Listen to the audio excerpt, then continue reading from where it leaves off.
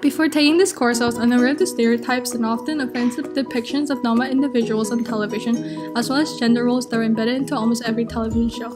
After taking this course, I learned how prevalent they were and how it's difficult to find a television show that portrays non-white individuals in a different way, or a culturally accurate way, or a show that doesn't integrate gender roles into the show.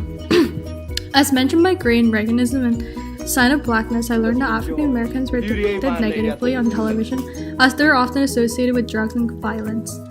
I also learned that other minorities were depicted negatively, as demonstrated by their use of welfare programs funded by the white taxpayers. Even in the predominantly African American television shows like The Jeffersons, the producers included stereotypical opinion of African Americans as a joke. This is clearly shown when George introduced him and his wife as the Jeffersons to Diane. Diane laughs and replies by asking questions about where his wealth comes from, by listing all the occupations that African Americans could have to be wealthy, like a basketball player or a singer. The irony in this scene underlines how difficult and unexpected it was for African Americans to be wealthy, because most depictions were negative due to the blatant racism on television. This captures the essence of frequent appearances of racism on television, even with the predominantly African American cast. Through a cat, I not only learned about the racism that is prevalent on television, but I was also surprised to learn about how gender roles are embedded into the show. Usually, women are always seen doing chores, and they're always look happy carrying out their duties as a housekeeper.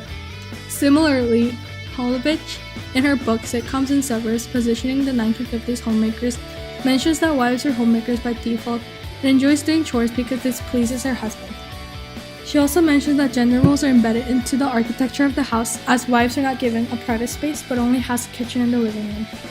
I thought this was emphasized in Bewitched when Samantha gives up her power as a witch to please her husband, even though it's much harder for her. Additionally, she repeatedly mentions that she enjoys doing it because she makes her husband happy, which makes her happy.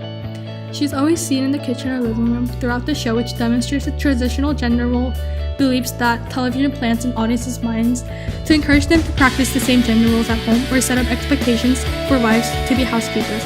By including this gender role in a television show that's watched by all age groups demonstrates how deeply gender roles are integrated into television. Overall, I learned about how racism and gender roles are emphasized throughout history on television in America. I knew about racism and gender roles being stressed to a certain extent, but I was shocked to learn that it was almost everywhere. However, it was relieving to learn that more recent shows like Jane the Virgin doesn't emphasize racism or gender roles as much by having a female character as the lead, who's also a minority. Although it's quite unsettling to learn about racism and gender roles presented on television, it's good that we're making progress.